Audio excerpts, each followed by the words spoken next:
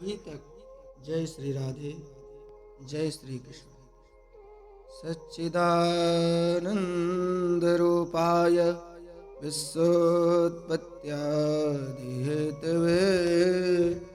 तापत्रय विनाशाय श्रीकृष्णाय वयं नमः। सभी भगवतजन अभी तक श्रीमद्भागवत महापुराण के एकादश स्कंद के 18वें अध्याय तक की कथा अब तक सुनी। आगे आइए अब हम सुनते हैं एकादश स्कंद का 19वां अध्याय, भक्ति, ज्ञान और यम नियम आदि साधनों का वर्णन। भगवान श्री कृष्ण कहते हैं उद्धव से, उद्धव जी, जिसने उपनिषद आदि शास्त्रों के श्रवण मनन और निधिध्यासन द्वारा आत्म साक्षात्कार कर लिया है, जो क्षत्रिय एवं ब्राह्मण निष्ठ हैं,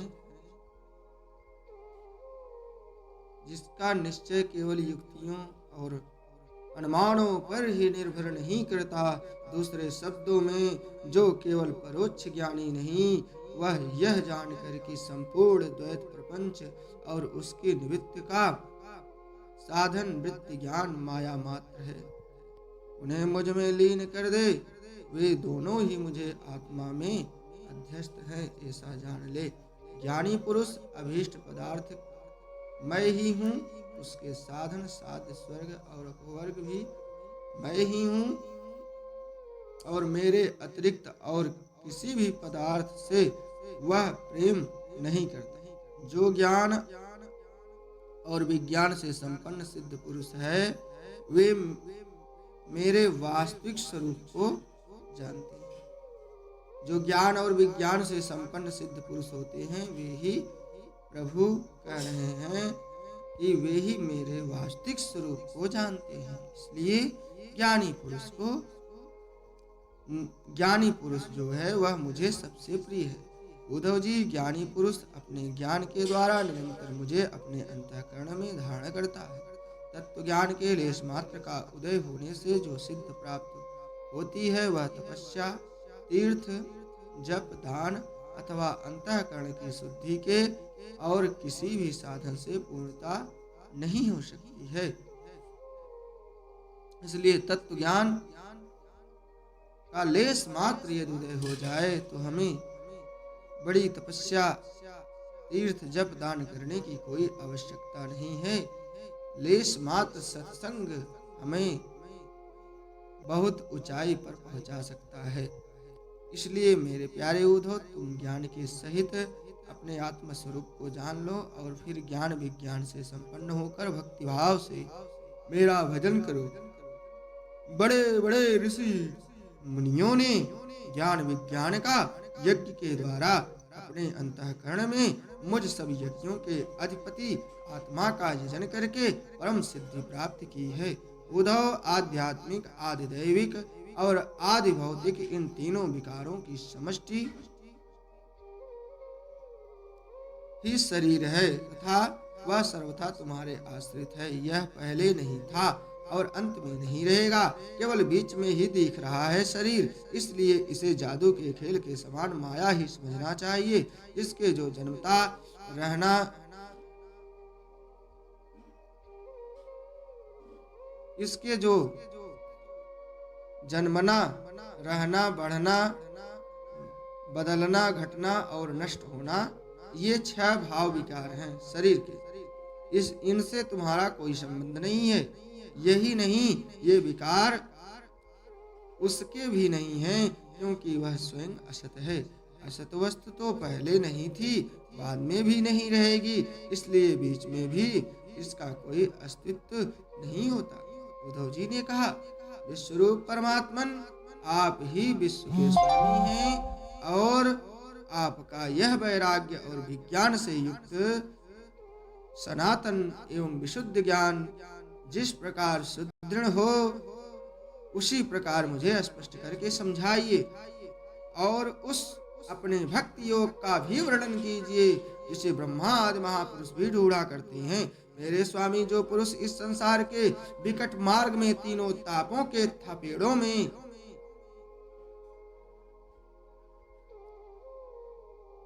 परेशान है और भीतर बाहर जल भुन रहे हैं, उनके लिए आपके अमृत वर्षी युगल चरणारविंदों की छत्र छाया के अतिरिक्त और कोई भी आश्रय नहीं दिखता।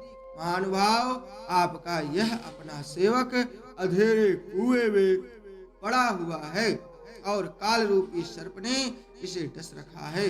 फिर भी विषयों के क्षुद्र सुख भोगों की तीव्र तृष्णा जो है मिटती नहीं, बढ़ती ही जा रही है। आप कृपा करके इसका उद्धार कीजिए और इससे मुक्त करने वाली वाणी की सुधा धारा से इसे सराबोर कर दीजिए। भगवान श्री कृष्ण ने कहा, हे उद्धव जी, जो प्रश्न तुमने मुझसे किया है, यही प्रश्न धर्मराज युधिष्ठिर ने धार्मिक शिरोमणि भीष्म पितामह से किया था। उस समय वह हम सभी लोग वहां विराजमान थे जब भारतीय महायुद्ध समाप्त हो चुका था और धर्मराज युधिष्ठिर अपने स्वजन संबंधियों के संहार से शोक विह्वल हो रहे थे। तब उन्होंने भीष्म पितामह से बहुत से धर्मों का विवरण सुनने के पश्चात मोक्ष के साधनों के संबंध में प्रश्न किया था।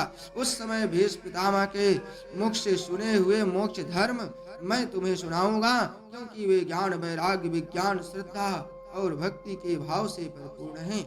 हे उद्धव जी, जिस ज्ञान से प्रकृति, पुरुष, महतत्व, अहंकार और 5 तन्मात्रा, ये 9 5 ज्ञानेन्द्रिय, 5 कर्मेंद्रिय और 1 मन, ये 11 5 महाभूत और 3 गुण अर्थात इन 28 तत्वों को ब्रह्मा से लेकर तीर्ण तक संपूर्ण कार्यों में देखा जाता है और इनमें भी एक परमात्म तत्व को अनुगत रूप से देखा जाता है, वह परोक्ष ज्ञान है, ऐसा मेरा निश्चय है।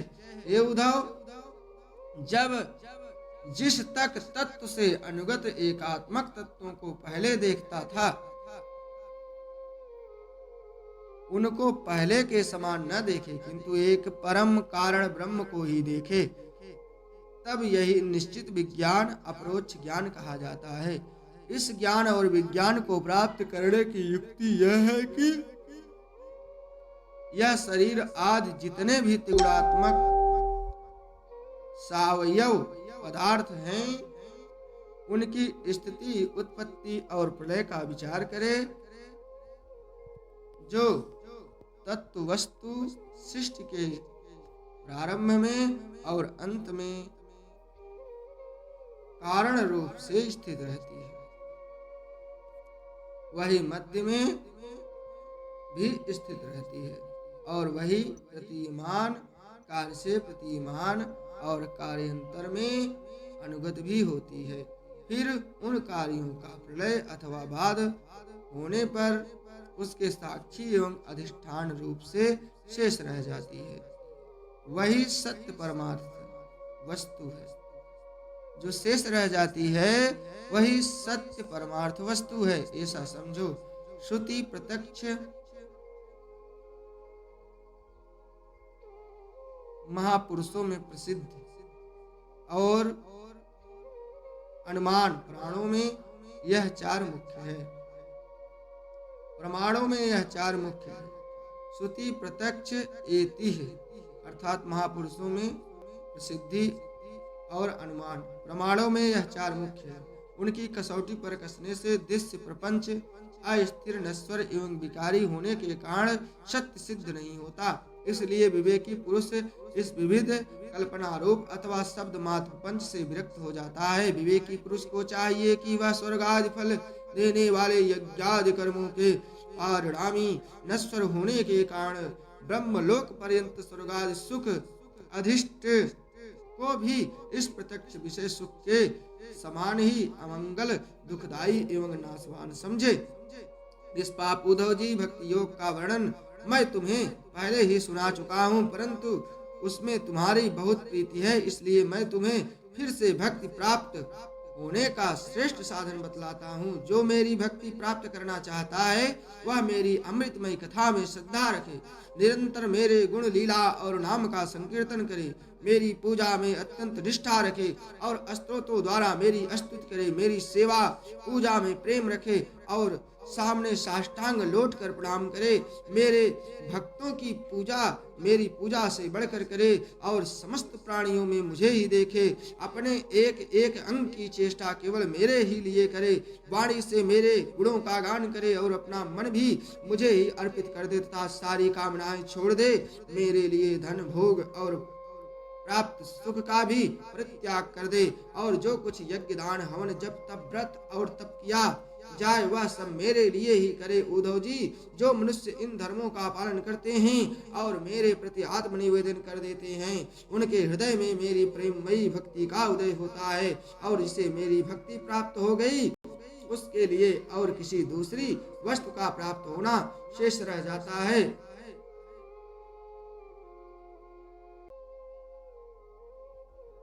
इस प्रकार के धर्मों का पालन करने से चित्त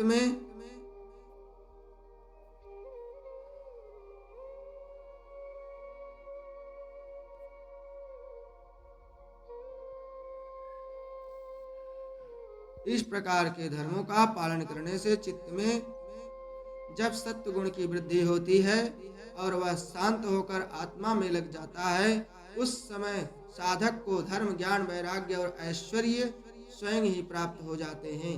यह संसार विविध कल्पनाओं से भरपूर है। सच पूछो तो इसका नाम तो है किंतु कोई वस्तु नहीं है। जब चित्त इसमें लगा दिया जाता है तब इंद्रियों के साथ इधर उधर भटकने लगता है। इस प्रकार चित्त में रजोगुण की बाढ़ आ जाती है, वह असत वस्तुओं में लग जाता है और उसके धर्म, ज्ञान आदि तो लुप्त ही हो जाते हैं। वह अधर्म, अज्ञान और मोह का भी घर बन जाता है। उद्धव, जिससे मेरी भक्ति हो वही धर्म है, जिससे ब्रह्मा और आत्मा की एकता का साक्षात्कार हो वही ज्ञान है। विषयों से असंग निर्लेप रहना ही वैराग्य है और अणमाद सिद्धियां ही ऐश्वर्य हैं। उद्धव जी ने कहा, हे रिपुसूदन, यम और नियम कितने प्रकार के हैं? श्री कृष्ण, सम क्या है, दम क्या है, प्रबोध इच्छा और धैर्य क्या है? आप मुझे दान, तपस्या, सूरता, सत्य और रित का भी स्वरूप बतलाइए। त्याग क्या है? अभिष्ट धन कौन सा है?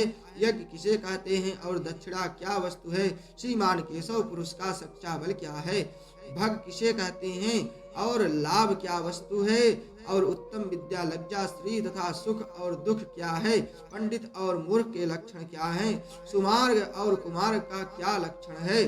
स्वर्ग और नरक क्या है? भाई बंधु किसे मानना चाहिए और घर क्या है? तब भगवान श्री कृष्ण ने कहा, और फिर पूछते हैं उद्धव जी की भगवान और निर्धन किसे कहते हैं? धनवान और निर्धन किसे कहते हैं? कृपण कौन है और ईश्वर किसे कहते हैं? भक्त वत्सल प्रभु, आप मेरे इन प्रश्नों का उत्तर दीजिए और साथ ही इनके विरोधी भावों की भी व्याख्या कीजिए। भगवान श्री कृष्ण ने कहा, यम 12 है। अहिंसा, सत्य, आस्ते। आस्ते माने चोरी न करना, अहिंसा माने किसी जीव की हत्या न करना, कष्ट न पहुंचाना, असंगता, लज्जा, असंचय,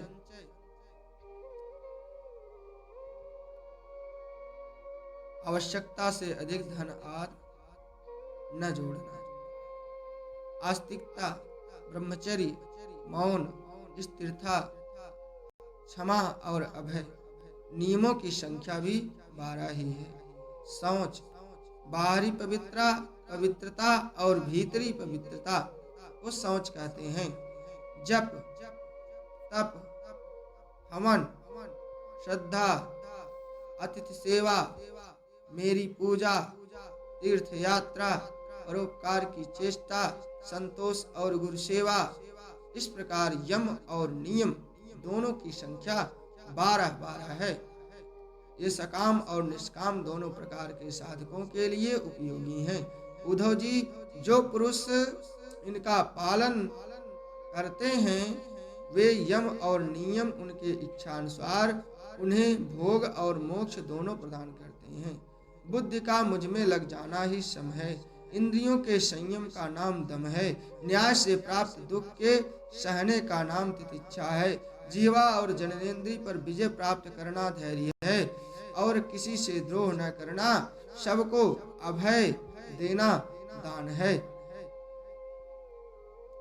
कामनाओं का त्याग करना ही तप है। अपनी वासनाओं पर विजय प्राप्त करना ही सूरता है। सर्वत्र समरूप सत्य स्वरूप परमात्मा का दर्शन ही सत्य है। इसी प्रकार सर्वत्र समरूप से सत्य स्वरूप परमात्मा का दर्शन करना ही सत्य है। इसी प्रकार सत्य और मधुर भाषण ही महात्माओं ने सत्य और मधुर भाषण को ही महात्माओं ने ऋत कहा है।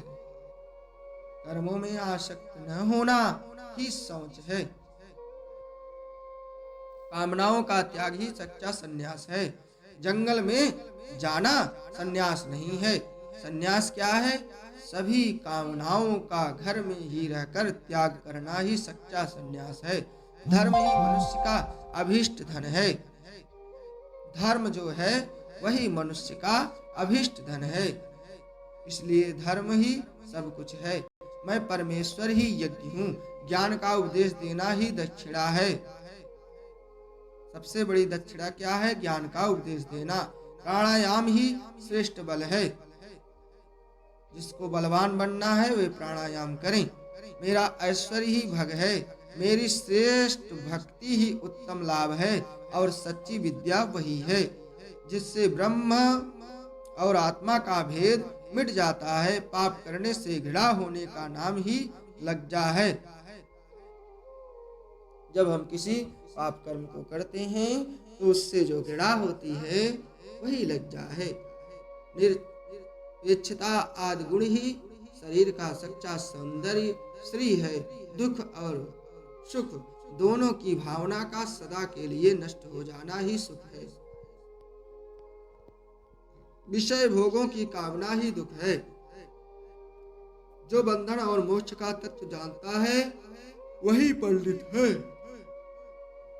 शरीर आदि में जिसका मैंपन है वही मूर्ख है। जो संसार की ओर से निवृत्त करके मुझे प्राप्त करा देता है, जो संसार की ओर से निवृत्त करके मुझे प्राप्त करा देता है, वही सच्चा सुमार्ग है। चित्त की बहिर्मुखता ही कुमार्ग है। सत्य गुण की वृद्धि ही स्वर्ग है, और सखे तमोगुण की वृद्धि ही नरक है। गुरु ही सच्चा भाई बंधु है, और वह गुरु मैं हूँ।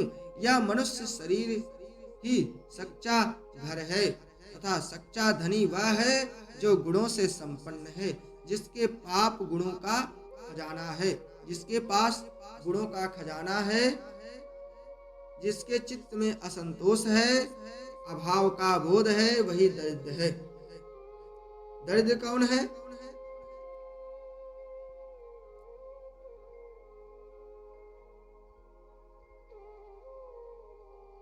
जो गुणों से संपन्न है, जिसके पास गुणों का खजाना है, जिसके चित्त में असंतोष है, अभाव का बोध है, वही दरिद्र है।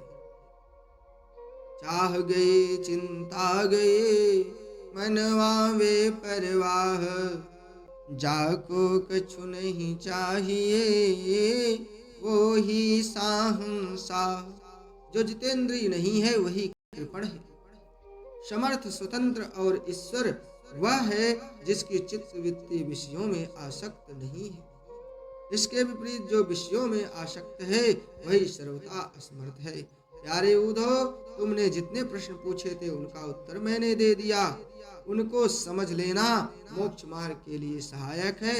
मैं तुम्हें गुण और दोषों का लक्षण अलग अलग कहाँ तक बताऊं, सबका सारांश इतने में ही समझ लो कि गुणों और दोषों पर दृष्टि जाना ही सबसे बड़ा दोष है, और गुण दोषों पर दृष्टि न जाकर अपने शांत निसंकल्प स्वरूप में स्थित रहें, वही सबसे बड़ा गुण है। बोलिए सच्चिदानंद भगवान की जय। एकादश स्कंद का 19वां अध्याय हम लोगों ने सुना।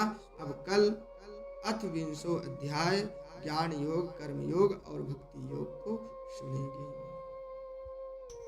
अभी तक जय श्री राधे, जय श्री कृष्ण। सच्चिदानन्दरूपाय विश्वोत्पत्त्यादिहेतवे तापत्रयविनाशाय श्रीकृष्णाय वयं नमः। सभी भगवत जन अभी तक श्रीमद्भागवत महापुराण के एकादश स्कंद के 18वें अध्याय तक की कथा अब तक सुनी। आगे आइए अब हम सुनते हैं एकादश स्कंद का 19वां अध्याय भक्ति ज्ञान और यम नियम आदि साधनों का वर्णन। भगवान श्री कृष्ण कहते हैं उद्धव से, उद्धव जी, जिसने उपनिषद